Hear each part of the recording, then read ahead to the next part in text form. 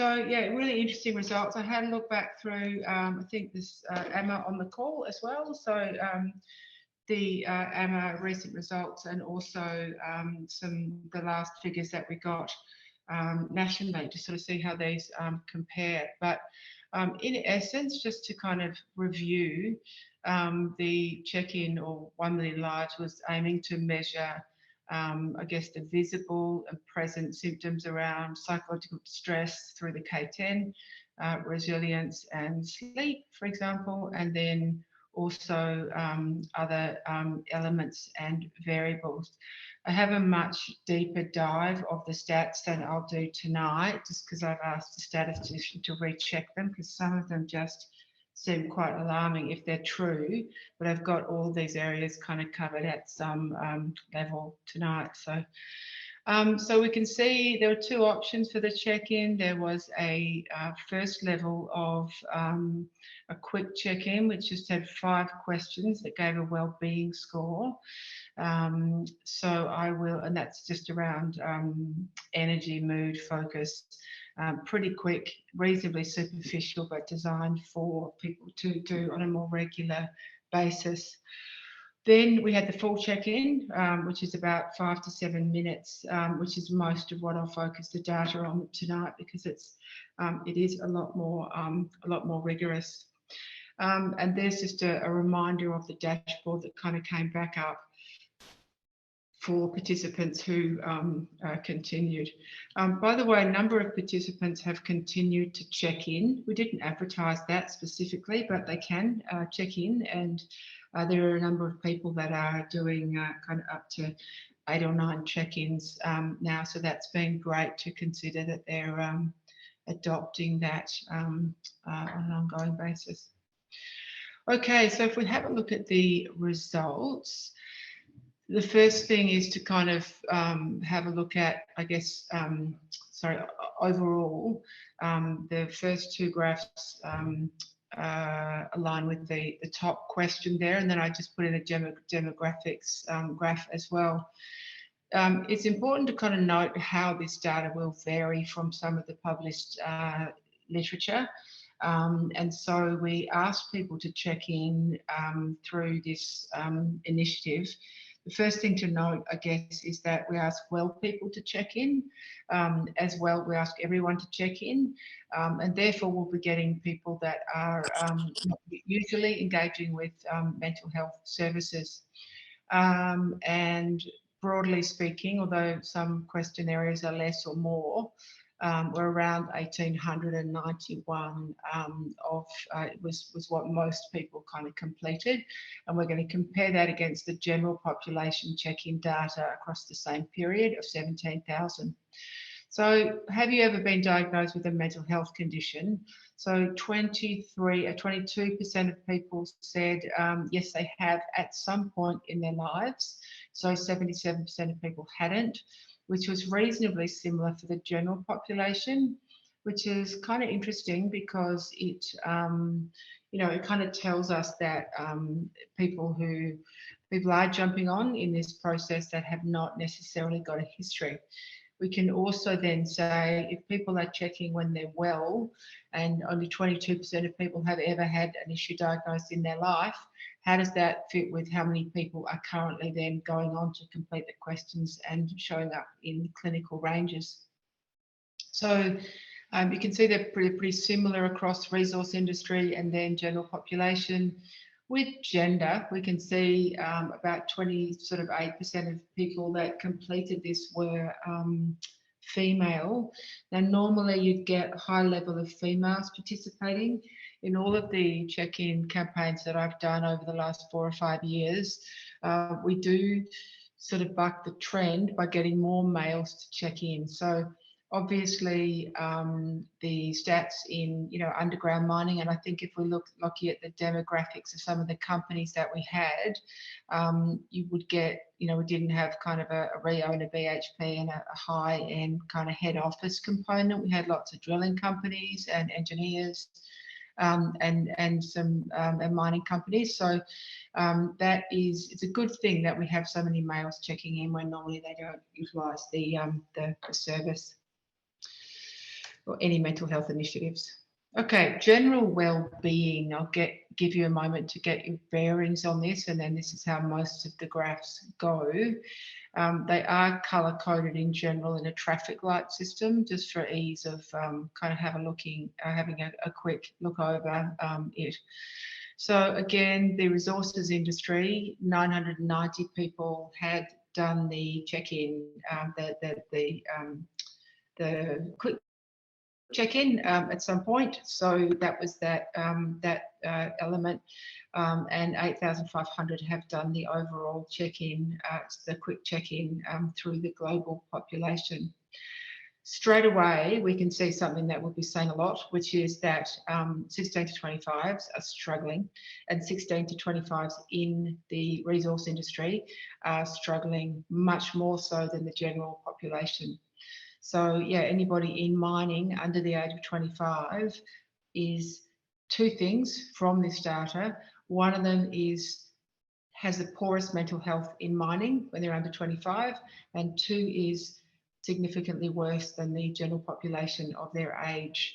And so I think, you know, there was obviously a report published yesterday and again today around the youth mental health stats that are coming through in general.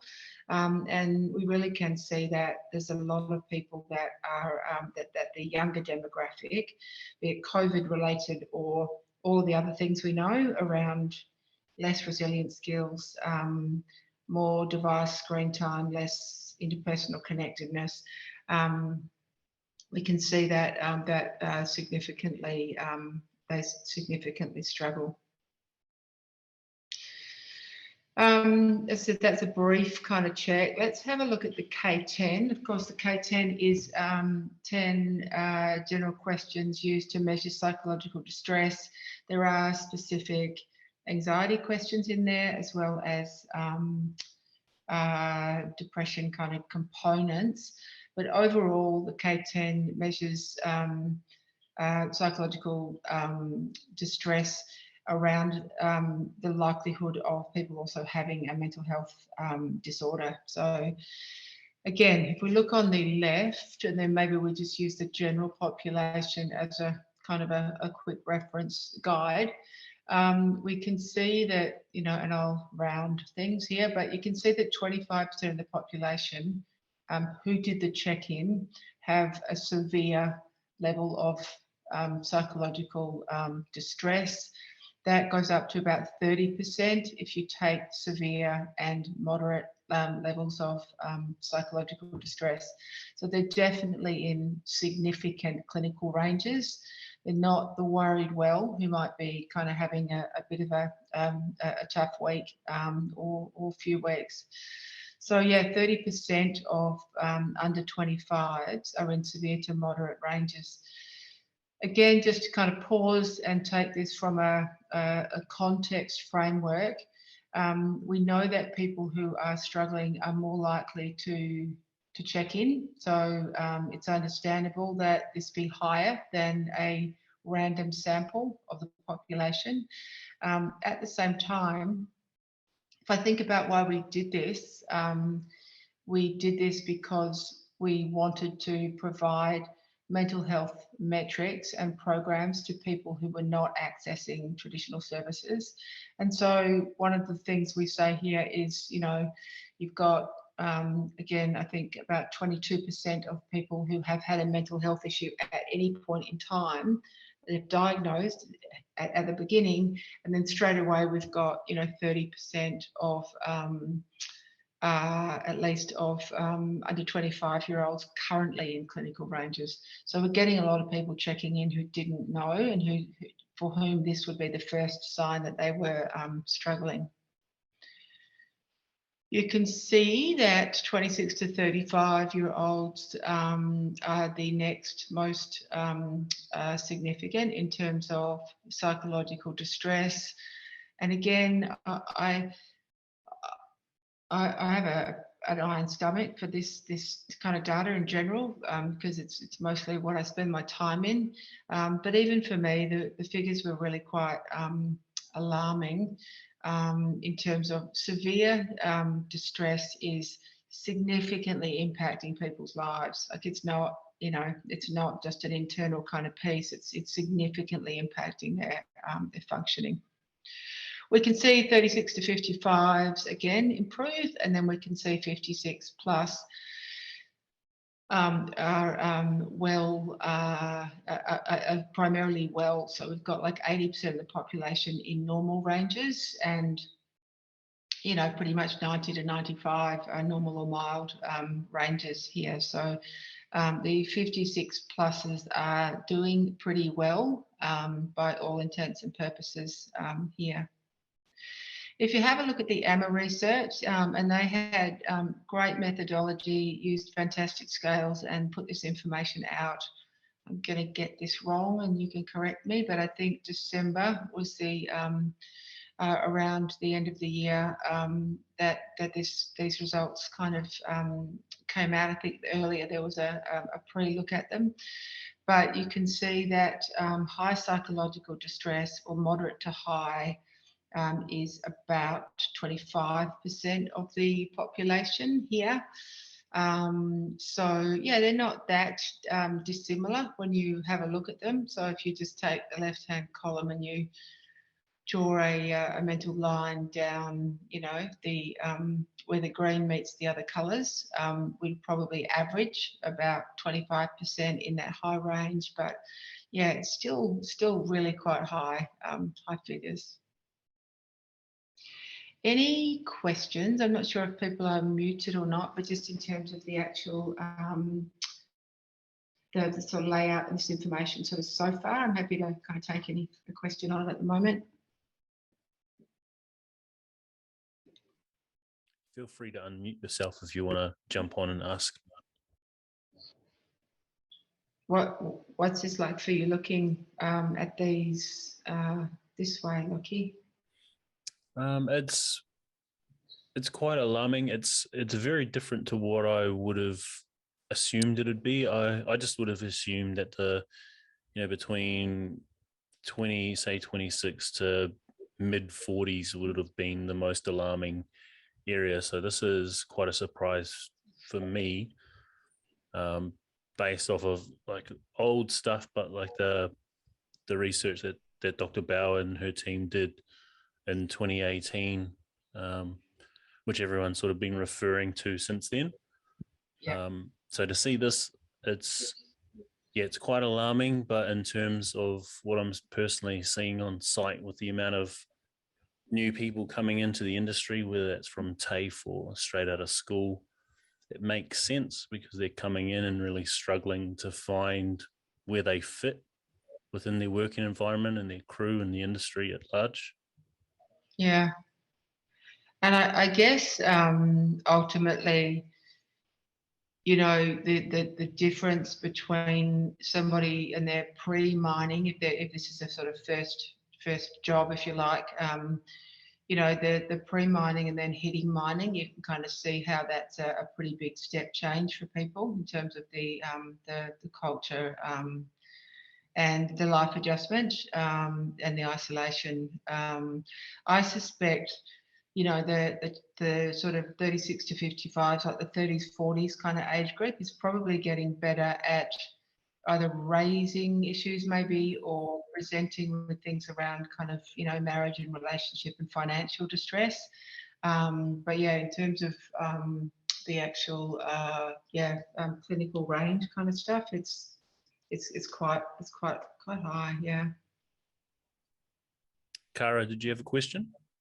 No question, but I guess, having been in and out of mining for nearly 10 years, it's also, I think it's a bit shocking to me too, particularly for, 16 through to 35, still so young. And with an 18-year-old myself, and sort of who's not in mining, but, adjustment to work, uncertainty and probably an age group less likely to talk about those things at work, just sort of managing on their own. It just, there's a real opportunity there to support, those younger age groups. Yeah. I think one of my summaries is as well at the end is, is there an opportunity or a possibility for the and I shouldn't say older demographic, but the older demographic to support and mentor or the younger demographic, because we'll have a look next, but we can start to see the resilience of that the highest level of resilience is in that age group as well. Now, you could say that if you've survived into your mid-50s in mining, then you're probably going to have reasonably high resilience. So maybe that's something that develops over time for people who can stay, or maybe it's only the resilient that can kind of stick for the long haul. Or again, you can look at the graph on the right and say we're actually as a society, we are definitely struggling with the younger demographic. Absolutely.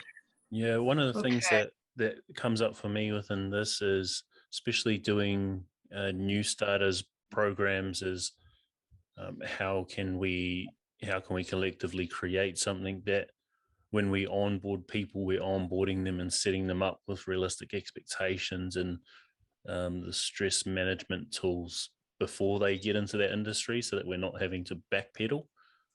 Yeah, I think you're right. I think it'd be less of a probably a shell shock if the courses you're doing are awesome, but I think anything that we can do around that and these figures, and again, you can look at non-mining and you can just say the general population is struggling at this age, let alone when you hit a long hour shift work, often away from home, reasonably physical, or dirty job, in terms of the age group there. So yeah, let's have a look how this plays out.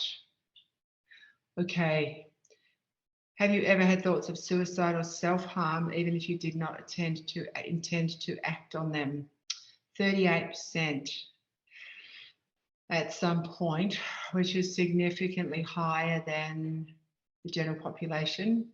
Again, who knows what would happen if we went from 2,000 to 17,000, if that would have stayed, similar. But it is, it's probably the most sobering statistic.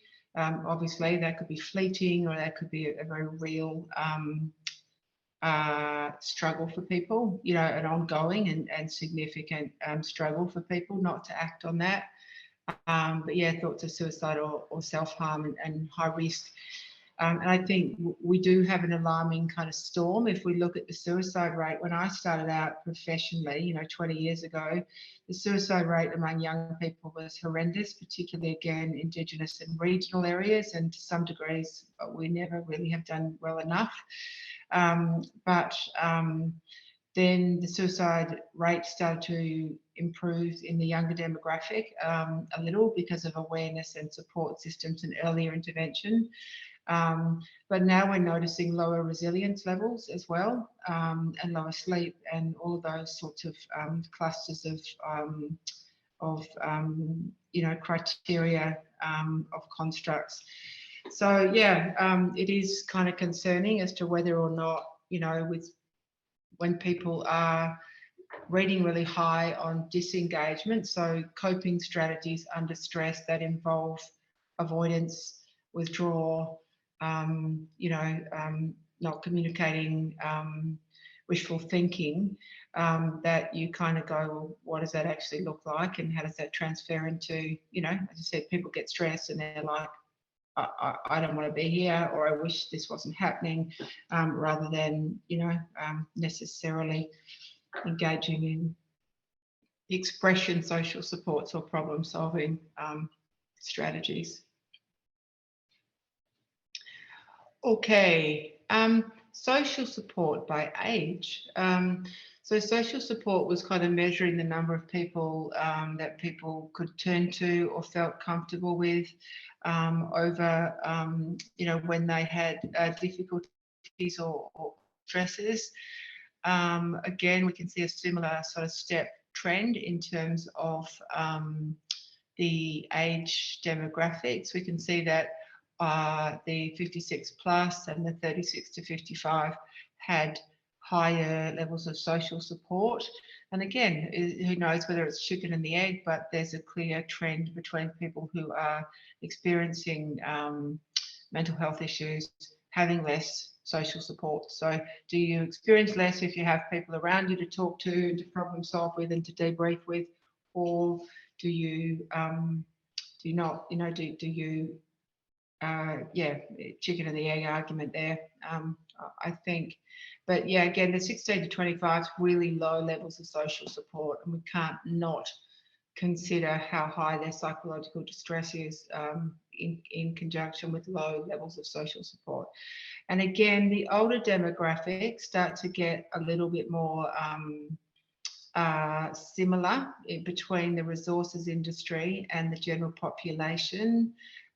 So those last two age demographics in both graphs are, not significantly different.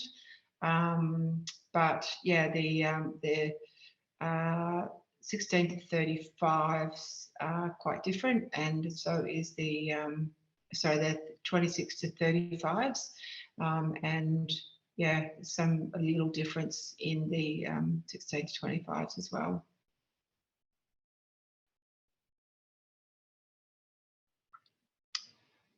Alcohol scores.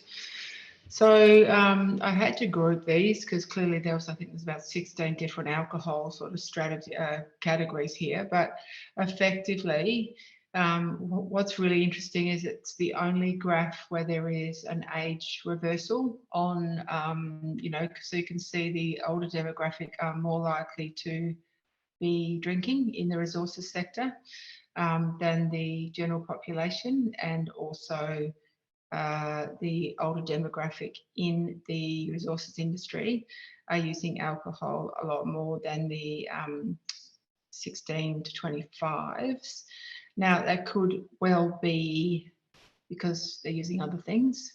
But yeah, it's an interesting kind of level. I'm interested in your view on that, Lockie, if that surprises you. No, not too much. I think it's on par with what's happened. I mean, going around with FMG when they brought in the alcohol limits, so gone from whatever they were before to, I think it was six beers before, to now being 4 mid-strengths. And the biggest issue on site by far was, how am I supposed to relax without my alcohol? So I think it's a pretty fair reflection of what mining is actually like when it comes to alcohol use. I know a lot of the young people tend to go to the gym or play touch or soccer or cricket at camp, so that makes sense. Yeah, and I guess there's also, the behaviours away from site as well, because there are, obviously there's rules around drinking, and obviously,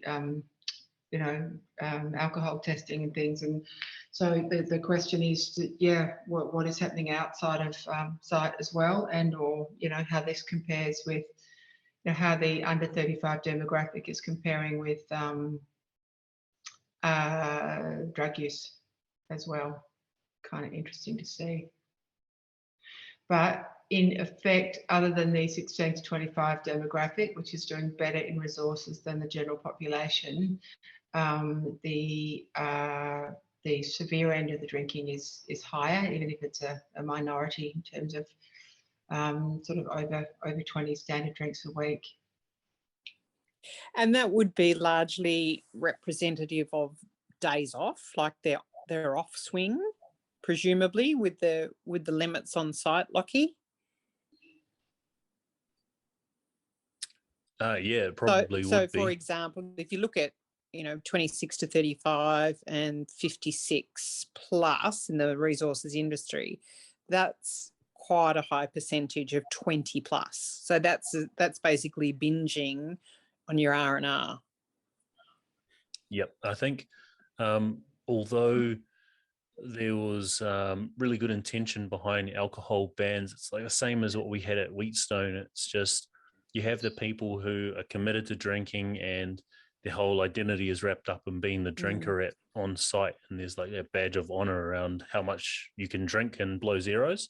Yep. So those people will get people within their crew, the younger crew, to sponsor them.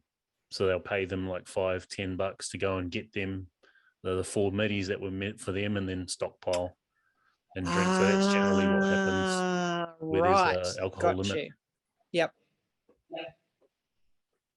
Yeah, interesting.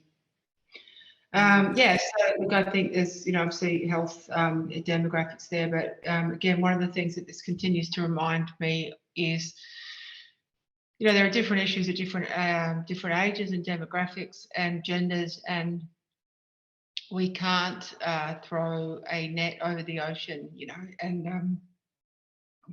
pardon me, and think that the same intervention on site, the same, kind of 1 hour resilience workshop is going to help everyone in the same way, or that they're struggling with the same issues. So I think for me, it sort of says, how can we, offer a real range of things for people in terms of the focus areas, rather than,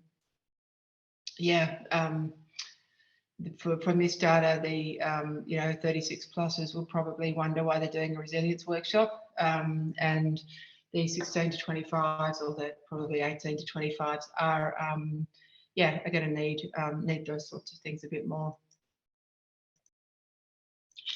Sleep quality. I didn't compare this to the AMA data because the scales were quite different.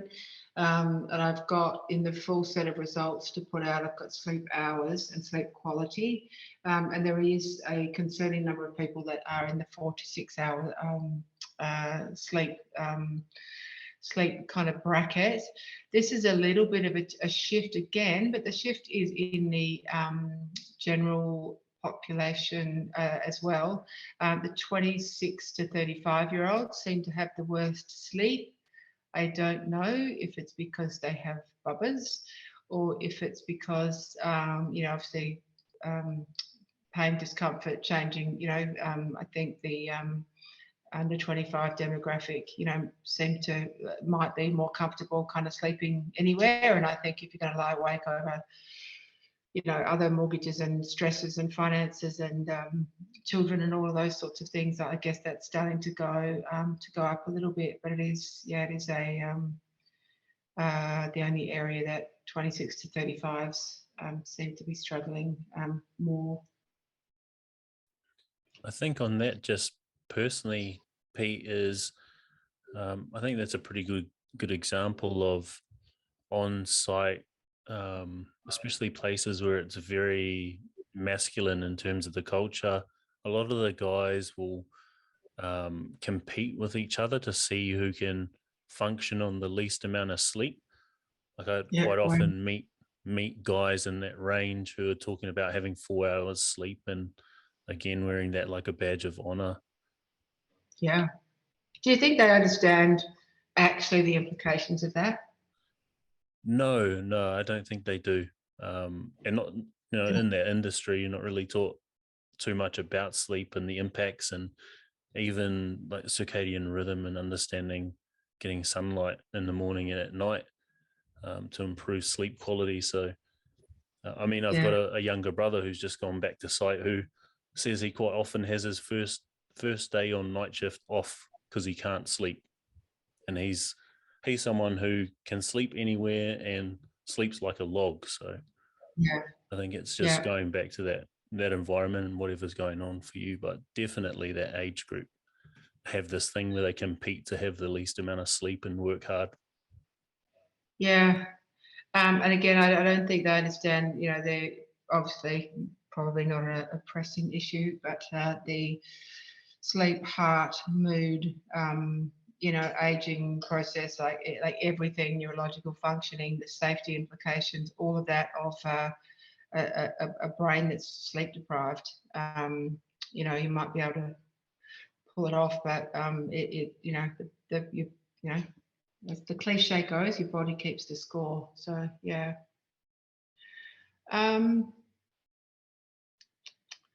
coping strategy. Sorry, that's the wrong graph. That's resilience. Resilience by age. We can see again, yet again, the resources industry has some differences, not too many, but from the general population. 16 to 25 resilience is, there's 12 resilience questions in there, and yeah, those scores are not great. So we've got 19% low resilience in the AMA data, and look, I guess if you take it across all the age demographics, you're probably going to be about probably 25% have low resilience here. So it's still, significantly higher. But the low resilience in terms of bouncing back, not bouncing back, getting down, finding that you kind of ruminate after setbacks, yeah, really significant, a really marked difference in the younger demographic there. So, there's a lot of data on research on resilience, and it is from a teaching perspective, and it is for people who are not biologically depressed or anxious. Resilience strategies still have a significant role to play in helping people, manage life stresses a lot better. I put an article out recently on distress tolerance and how the younger demographic don't have a high distress tolerance. If they're distressed, they just want it to stop.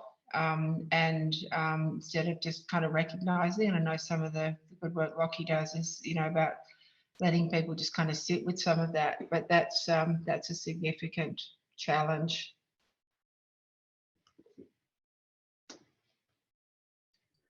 Pete, do you think that the having low resilience in some regard might come back to an inability or like not being willing to have hard or perceived to be hard conversations around issues, and like therefore ruminating as a result?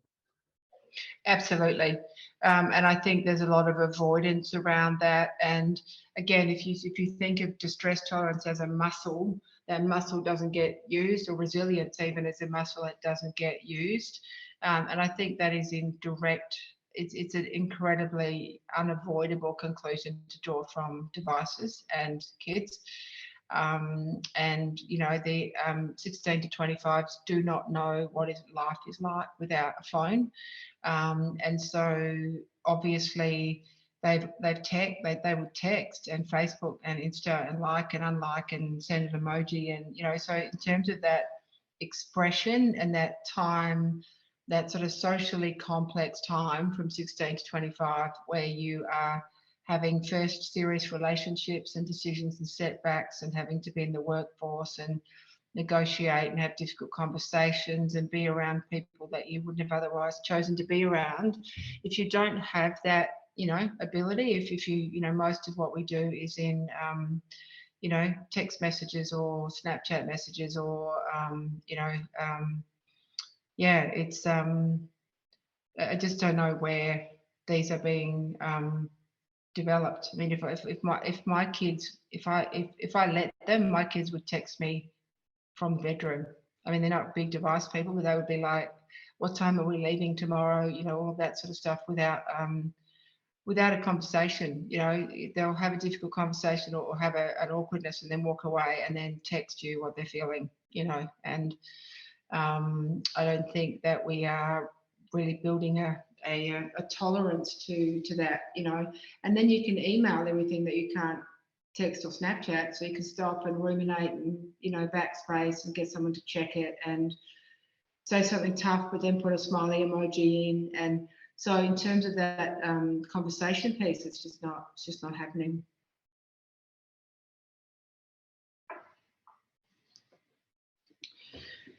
So I think I've got some more kind of coping data coming back that I'm not that happy with, and I've also got all that information by gender, which I'll put out in this deck. But I think that given that 74% are male, the gender stats are not as predictable. The interesting thing is, though, if you look at all of what we know about mental health data from ABS and Beyond Blue and Black Dog and everything, do they tell us that males or females have higher mental health issues traditionally?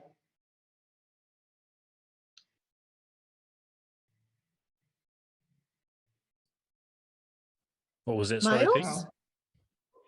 Well, interesting. Yeah. So the data is that females have higher depression, females have higher anxiety, and males have higher substance use. And Right. and the first thing everyone says in groups is, "Oh, is that just because females talk more?" But then if they tell people more. But if you take the ABS methodology, where they just ask people a range of questions and they don't necessarily go looking through records of people who have attended health clinics. So females historically, because of a whole lot of range of more sensitive, more empathy, hormonal influences, gender role stereotypes, all of that sort of stuff. Historically, women have twice the level of anxiety in ABS stats than men, and about a third higher in depression than men. But when we provide a digital tool where people are de-identified and you can jump on and not have to come forward and have a conversation about it with a health professional, every piece of data that we're getting around this stuff is indicating that male mental health is actually deteriorating. We don't know if it's deteriorating faster than female mental health, or if it had been, we'd not understood that previously and now we're starting to understand it. But yeah, most people tended to do the stats of people accessing mental health services are close to 70% female, and GPs. Most services, but yeah, what we're starting to see with digital methodology is, is that and use of online services and men's family violence hotlines and those sorts of things, is that males we haven't given them enough options in the past, and now that we're giving them options, the rise of mental health issues is becoming apparent. I think if we have a look at the overall kind of focus here, and we've talked about some of this stuff on the way through, focusing on the young becomes critical, 16 to 25, followed by the 26 to 35 demographic. And I think most of our mental health programs, like historically, by the time something becomes best practice, we're really just saying it's old, right? It just means it's got enough data that it's been around for a while.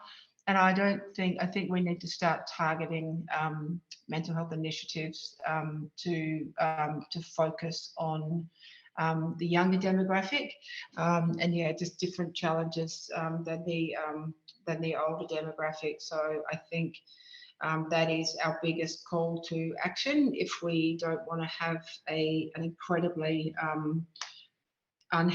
mentally unhealthy workforce in, if the 16 to 25 state is mentally unhealthy and then more under 25s kind of come through, yeah, we don't want the whole demographic, the whole graph to look like the 25s do at the moment. So again, customizing mental health initiatives to the challenges that people probably aren't going to, they're not going to choose between the cruise ship and the and the Amazon hike kind of stuff. They're not going to go, oh, I wouldn't mind going to this initiative. We've had to sort of put initiatives in front of them historically, and they'll come in their cruise and things. But ideally, we would make sure that there's a range of different modalities between group and individual, between digital, between proactive, preventative, and proactive and preventative initiatives. So anyone who's just doing the same kind of any sites or any companies that are just doing the same sort of thing, we would wonder if that's actually the most effective way to hit the mark. Alcohol issue is focused. Again, alcohol is pretty important because of its impact, obviously, on physical health, safety, fatigue, sleep, all of that. But I think there used to be a lot of alcohol education in mining early on, because young, I think FIFO, cliched is the whole kind of binge drinking thing. But again, what we can see now is that it's not the same across the board. Suicidal thoughts are common, and again, fortunately, it would indicate that they also pass. So, for 38% of people to have suicidal thoughts at some point, we would say, obviously, they didn't act on those, and/or hopefully that struggle has not remained as current. But yeah, teaching coping strategies and putting social supports in place. The correlations between some of these scores would indicate that teach coping strategies up front, give people a whole range of strategies, and also make sure there's social supports in place to ease those, to kind of manage the challenges. Is helpful. If people have a passing suicidal kind of thought or period or tendency for self-harming, and they don't have social supports and they don't have coping strategies, and we know they don't have high distress tolerance, then they are more likely to go through and end up being completed suicides than if people experience it and don't. Digital initiatives, I think, are really important. We've got a remote workforce. We've got a workforce that doesn't love to talk necessarily, and or needs a complementary kind of way of looking at measurability. So the concept of the check-in really was around proactive, kind of quick. We're all doing it on site. And I remain committed to the view that that's something that is we have to keep looking at. In terms of particularly when we've got a younger demographic that is incredibly device, has a high level of device comfort. And again, going back to that early point that I made, 30% in the moderate or just severe distress category at the time of testing, and only 22% disclosed they'd ever had a mental health issue in their life. So we're still seeing Australia has the highest mental health literacy in the world of any country, and the younger demographic should have grown up with that in terms of reduced stigma, more so than the over 50s category has grown up with a reduced stigma. So it's in spite of a high level of awareness, and in spite of the younger demographic having more information, more education, and more resources around them, they are still not necessarily either aware when it's them, or engaging in services to support them. So that's our overview in general. And again, we're kind of, I'll put out a deeper dive of actual kind of correlations. But yeah, any other kind of thoughts or observations or your take home on the data? Cara, did you want to say something before I cut in? No. Okay.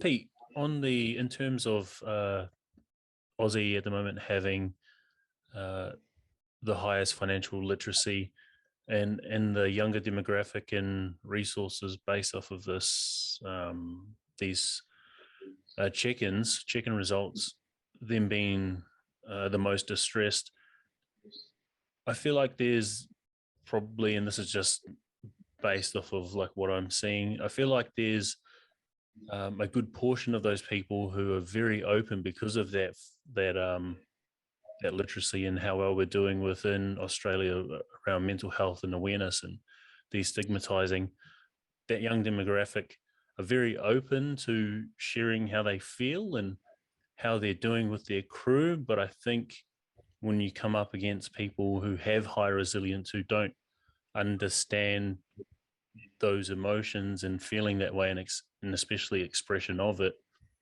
I think there can be like a loss of safety for that younger demographic, which may be leading to some of this. Yeah, that's an interesting point. And yeah, I think there is a sense of, you know, suck it up, princess. I think with the older demographic, that is, yeah, you know, that's just the way it is. So yeah, if you are more open to sharing, and you know, part of the demographic in the workforce is going to say, what's your problem? You know, you're earning a lot more than we earned at the same age, and you know, yeah. What do you think the solution, or what do you think part that speaks to in terms of, does it mean kind of helping the older demographic understand how that looks for the younger demographic, or is that around sort of providing separate spaces for the age groups? I think what I've been looking at, especially that the delta between the greenies at the moment and, for lack of a better term, the older heads who have that stance, that stoic masculine mindset, is teaching either side how to validate themselves. I feel like a lot of the issues within those relationship or that dynamic is that the people coming in, like you said, around device usage, have such easy access to like instant gratification and being told how amazing they are all the time. Yeah. And so when you come into an environment where people aren't used to giving each other good feedback or praising each other, Yeah. it becomes this really like needy attachment style, and you know the older head would generally push away, which I've seen leading to the older person being super destructive, and then the younger person making mistakes in an attempt to try and get that validation. Yeah. Yeah, it's interesting. Even if in my couple of years on sites, you know, I would see younger people sitting by themselves with their devices over a meal, you know, looking through Facebook and those sorts of things, either actually doing it or pretending to do it, or, you know, just in terms of passing the time because they are sitting alone. But yeah, you don't necessarily see the, people in their, late 40s and 50s just sitting on their phone the whole time. They take it out of their pocket to have a look at something, or put it back in and have a chat, have a yarn with somebody. But so I think there's certainly some stuff there around how we can kind of increase, I think, connectedness, but also understanding, self-soothing. One of the scales that was so high that I took it out because I sent it back to Scotland, kind of going, I think you've actually reversed the colours here. And I didn't want to put it out and be alarming with it, is the social media use. Because the social media use, and again, we're not just asking about hours on a device, we're asking about, do you feel worse when you get off the device, and do you do more than you plan to do, and does it create conflict in terms of how much you're on a device, and do you want to stop? Can't. The social media use in the under 35s is like I said, I could only conclude that they messed the scales up, because the red was like 80% of people who in the under 35 demographic who was just not, who said, yeah, it actually makes me feel really bad when I am on my device, and yet look at me, I'm on my device, every chance I get. So I think that's really interesting, and I'm not sure what happens on sites, but I suspect people spend almost their whole time in their room on their device. When they go back there, if they're not sleeping. Yeah, no, I'd just assume that that'd be accurate. You know, most people spend their time on the device, and when you go into the food hall or the dry mess, being on your phone is just an easy way to bypass actual interaction, right? Yeah. It's quite often, you know, the people just sitting there on their phone will put it down as soon as you walk past. Yeah, but what we know is that it makes people feel worse. You know, people are saying, I don't feel good when I get off it. I don't feel refreshed and like rejuvenated, like I've had a space, you know, had a catch up. I feel bad when like when do you stop scrolling Instagram? Like what do you run out of? You know, what you know, it's just endless. You stop when you feel so bad or you're so tired that you can't do it anymore. You don't, you know, most people don't sort of do it for 30 minutes to see how their cousin's trip's going. They'll, you know, so I think, you know, the question for me is why do people spend so much time doing things that make them actually feel really bad? And I guess there's an addiction piece in there, but yeah. Chris, Yeah. Kylie, and Kaz, did you have any questions? I know you come in a little bit later, KP and Chris, but did you have any questions based off of this overview slide?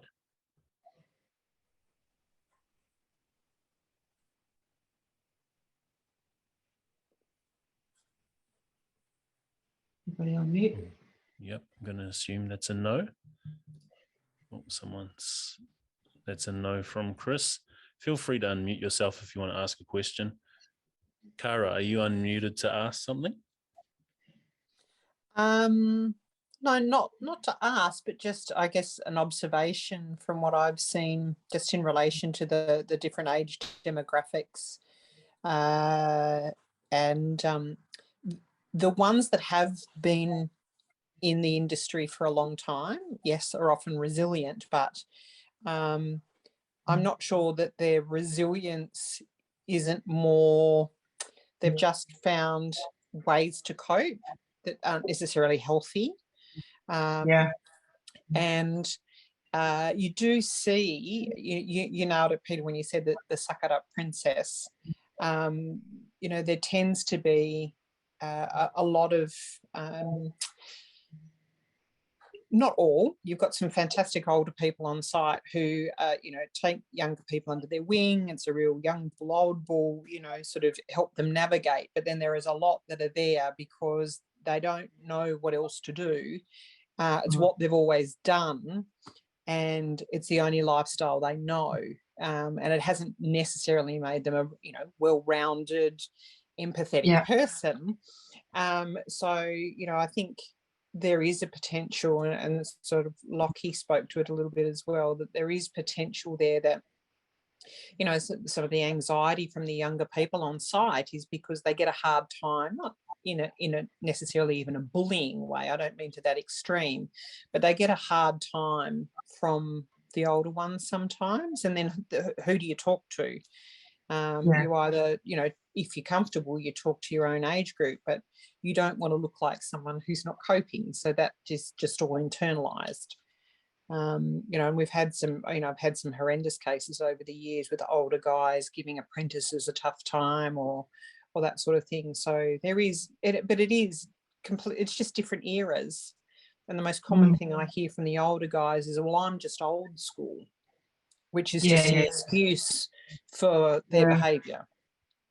Yeah, I agree. I couldn't agree more, and I particularly value your point around what they have to do to survive. And I'm not suggesting it's a, you know, it's a hellhole, but you know, when I do personality profiling, the people with the stable mood that can press on through absolutely everything often do so because they just block out, you know, anxiety and self-reflection and difficult kind of, you know, that they'll block out external feedback and just kind of blow it off and not, you know, whereas I think sometimes younger people and or different personalities, you know, it all goes into the filter and they just have all this time to process and over process. And you know, you even take, you know, once upon a time you had an experience and you locked away a memory of it, but now you know, your phone's constantly popping up with, you know, this time last year and memories and photos, and you go back to those, and we're kind of stuck in this constant kind of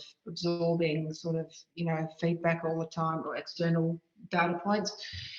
So yeah, I think that there is a price in the coping strategies. I don't think that, you know, the older demographics necessarily reflected, you know, and again, it's not a pure science, but what do you have to do to survive is the question. Yeah. So I think on the whole it achieved its objective. I like the fact that these people have all got their, you know, they've all got mental health, that, you know, they've all got psychoeducation from doing this, and as well as figuring out where they're at, as well as getting, you know, sort of prioritize strategies for their scores. And yeah, I think it's one of the measures that, you know, it's good to kind of encourage people to sort of stop and do. So yeah, we'll certainly have a look at that in terms of, you know, next initiatives. Yeah, thank you for that, Peter. I really appreciate you, first of all, for co-creating the 1 Million Lives app with Jacobs, to actually have this tool available for free, which is pretty awesome, and to be able to take that to site and have people go through that and generate a report for them, so they have a little bit of understanding, and if they don't understand it themselves, then they can take it to their GP to have a deeper dive and get the help that they need. But also for doing this with us last year, giving us permission to use 1 Million Lives and push ahead, and then all the way coming all the way to this point where you've put all this time and effort into bringing all that data together so that we can learn the lessons, the insights from it. I really appreciate you. I appreciate the work that you do, and I think we're very lucky to have you in this space here in Perth.